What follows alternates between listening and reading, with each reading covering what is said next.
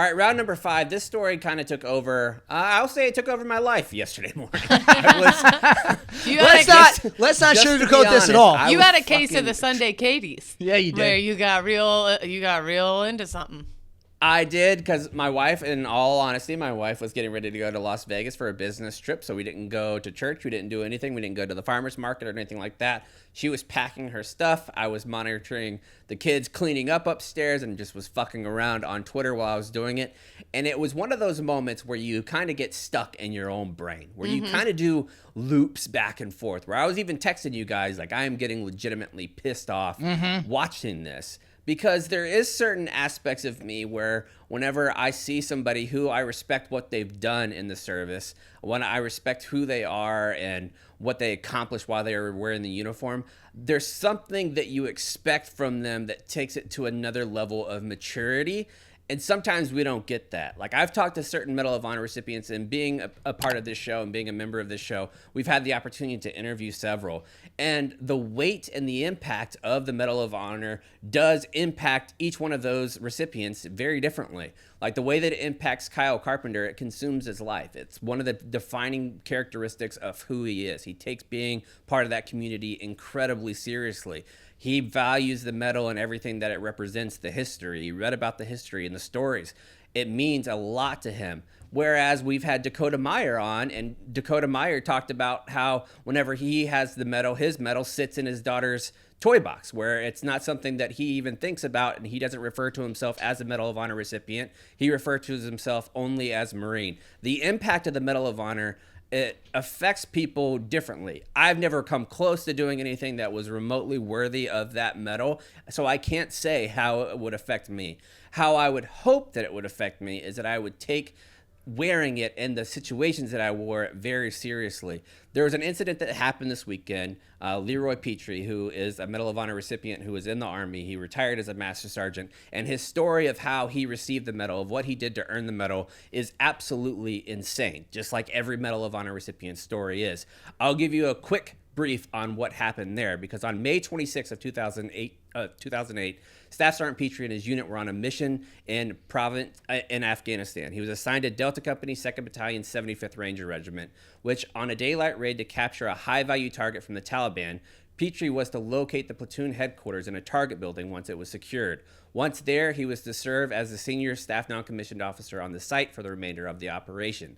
The team of 7 Rangers encountered 40 Taliban, 12 of them were armed.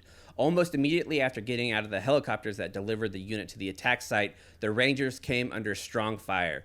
Petry provided additional supervision to an assaulting squad during the clearance of a building, and afterward he took Private First Class Lucas Robinson to clear out the outer courtyard. 3 Taliban fighters were in the courtyard, which had a chicken coop in it, and the Taliban fired on Petry and Robinson. Petry was wounded by one round that went through both of his legs, and Robinson was wounded, being hit in the armor plate protecting his side. Petry led Robinson to the cover of the chicken coop and reported the contact and their wounded condition.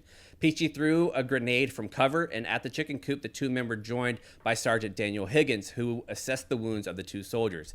A Taliban fighter then threw a grenade at their position, which landed 10 meters from them. It detonated, and the blast knocked 3 soldiers to the ground, wounded Higgins, and further wounding Robinson. Shortly thereafter, 3 were joined by Staff Sergeant James Roberts, Specialist Christopher Gathercolt, and a Taliban fighter threw another grenade, which landed feet from them. And at that time, Petry picked it up, attempted to throw the grenade in the direction of the Taliban, and Petry later recalled his immediate reaction was, I had to get out of there, to get away from it and my guys. And I reached over, leaned over to the right, grabbed the grenade with my hand, and threw it as hard as I could, what I thought was at the time. And as soon as I opened my hand to let it go, it just instantly exploded, and I came back, and the hand was completely severed off.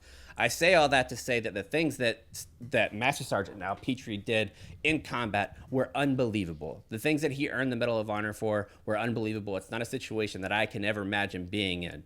Now, let's fast forward to where we're at now, because Petry has been awarded the Medal of Honor, and with that, I think, comes a little bit of responsibility. Would you guys agree with that? Absolutely. Yeah. So whenever he was on the Fox and Friends clip, let's play of what actually took place at Fox and Friends. Here we go. Wearing the uniform doesn't make you immune from criticism, especially if you're on the National Security Council and it's now been identified that you're probably a part of leaking. You certainly were part of a concerted effort to hurt the president. You testified against him. And then Democrats are outraged that the president takes his prerogative to say, you serve at my pleasure, you're moving on. He's still in the military. He's just moving out of the White House. So why the outrage from people that want to hold up Vindman and say he's such a big hero?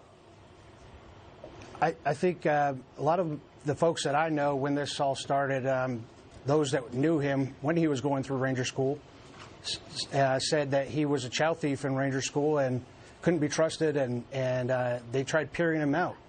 And they said, well, I guess it hasn't changed much.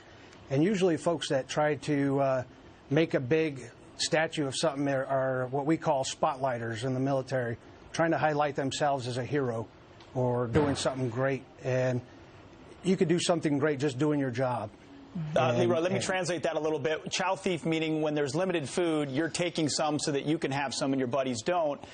Spotlight Ranger is someone who, when the spotlight's on, you do a great job. When it's not, you're not necessarily helping your buddies. And to be peered out means your fellow peers are voting against you to graduate from that particular school. I've also heard his political allegiance, he always wore it openly. Like, we all are allowed to have political views, but he's been a left-winger his entire career, and now the president has a prerogative to get rid of him. Hey, and then he'll have to accept the title of Mr. Vindman. Say that again, Leroy. I didn't hear it. Oh, I said then he'll have to accept the title as Mr. Vindman, not That's Lieutenant right. Colonel. That's right, as opposed to what he did correcting the House member when they didn't say Lieutenant Colonel. Leroy, you've earned the rank of Master Sergeant, and now, there's many schools of thought. I make that joke all the time that there's basically two schools of thought. How you feel about Lieutenant Colonel Vindman in this situation and what he did by going in under subpoena and testifying essentially against the president, but not really against the president, just by what he saw, what he bore witness to. How you feel about that, I think that you're completely entitled to based on your political position of where you want to be. I think that that's perfectly fine and acceptable. I also think it's perfectly fine and acceptable for the President of the United States to have only members on the National Security Council that he completely trusts and that he wants there. There's a line from the West Wing that Cons knows well. I don't know if Kate's watched the show, but they constantly say it on the show of the West Wing. Whenever President Bartlet is having an issue with one of his staff members and they don't like it, they always say that I'll resign, but I serve at the pleasure of the President of the United States. That's how that position in the National Security Council is. You serve at the pleasure of the President of the United States. Now, if the President, the Commander-in-Chief, doesn't want Lieutenant Colonel Vindman on the National Security Council, I think that's perfectly fine and good. Remove him to a different position, allow him to move on. If Petry and if Pete from Fox and Friends don't think that he should be on the National Security Council, that's fine. The issue that I have is that you, while wearing the Medal of Honor, while having it around your neck, go after the character of somebody and essentially say that you're a chow thief, that you're a spotlight ranger, that there's no reason to go after this guy that did. This guy is a United States soldier, still a lieutenant colonel, a Purple Heart recipient, an Army Ranger in his own right. And to say that to denigrate and to go back and say that he kind of slid his way through school, to me is absolute horseshit to do that. I don't understand why we do that, especially the guys that are even going to bat for people who are accused of and often convicted of war crimes, that will go to bat for those people, but you won't go to bat for somebody because they're of a different political perspective, to me is fucking disgusting. And it's beneath who we should be as a military community. We should be lifting people up that says, you know what, this guy did what he was right, what he thought was right in the moment.